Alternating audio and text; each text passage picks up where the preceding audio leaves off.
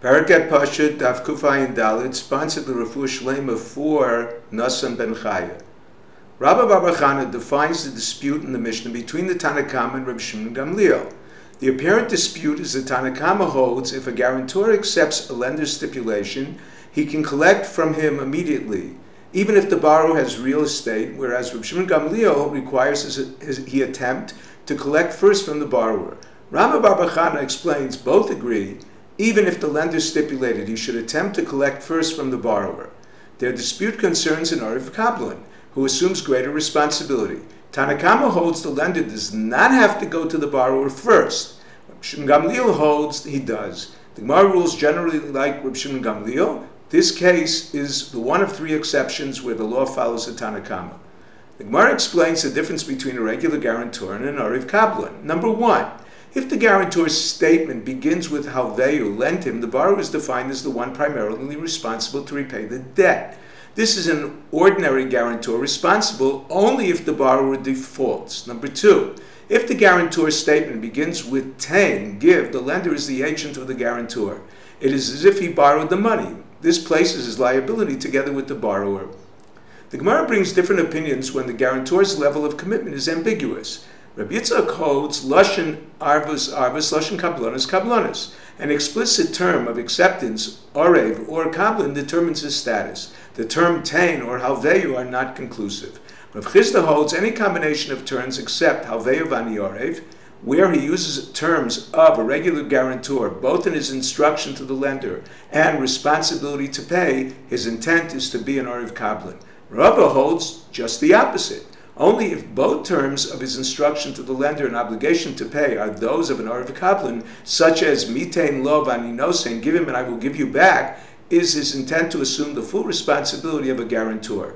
Mar Baramemar, when the guarantor utilizes fully the language of an Ariv Kablan, the lender's claim is only with the guarantor. However, this opinion is rejected unless the guarantor accepts the money from the lender and gives it to the borrower. Despite this, if the guarantor cannot repay the loan, the lender can collect from the borrower based on the principle of Shibud Rav Nassan.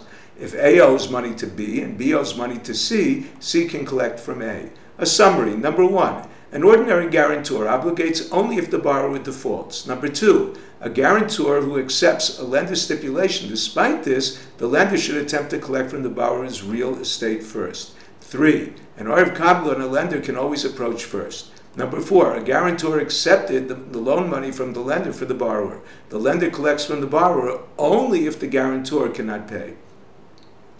The Gemara brings an incident indicating a legal similarity between a person's property and a guarantor.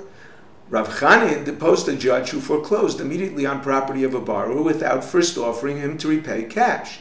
A person's property is like a guarantor. The lender must first approach the borrower before the guarantor. The Gemara brings a dispute concerning a guarantor who paid a debt of orphans after attempting to collect from them. Rav Papa did not obligate them to reimburse the guarantor until they became adults. The repayment of an oral debt is a mitzvah minors are not obligated to fulfill.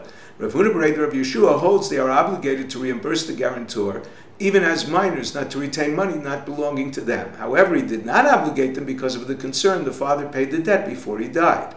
The orphans could only litigate this as adults. The practical differences. Number one, the father admitted on his deathbed he did not reimburse the lender. Two, the father was excommunicated for not paying during his lifetime. The ban was never lifted before his death. Rav Huna would obligate them to pay not only a guarantor, but even a creditor. Rav Papa would not obligate them until adulthood. However, even Rav Papa would obligate them to pay if the creditor wrote on the loan document he received payment from the guarantor. The orphans pay as minors. The debt is as if recorded. The Gemara brings a dispute concerning a guarantor who reimbursed a Gentile creditor.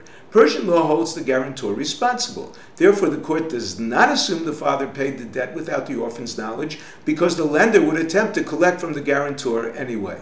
Gemara discusses the law concerning a guarantor to a Ketubah. Mishnah states a husband is required to vow his wife never benefit from him before the divorce, not to exploit the guarantor of his Ketubah. However, Abaya suggested Rav Huna exploit his father, Moshe ben Atzri, the guarantor, for his Ketubah. He held his Rav Huna being a Torah scholar and his son, the father should shoulder this financial burden. In addition, his father was an Ariv Kablan. Only a regular guarantor for a Ketubah does not assume responsibility to pay, merely encouraging the bride to enter a marriage with confidence. A question. One opinion holds, even an Rav Kablan assumes responsibility for payment of the Ketubah only if the groom has property. The answer. Number one, the property Rav Huna possessed at his wedding flooded subsequently. Number two, a father obligates to his son even if he owns nothing. The halacha is a regular guarantor's obligation is binding except for a Ketubah, whereas an Rav Kablan is binding even for a Ketubah. The reason. Regular guarantor fulfills a mitzvah by encouraging the bride to marry. Additionally, she does not suffer a loss by an insincere commitment as would a lender, because it is in her interest to marry. If you're enjoying Daf 5, please click on the link below, subscribe, and become a sponsor. Thank you.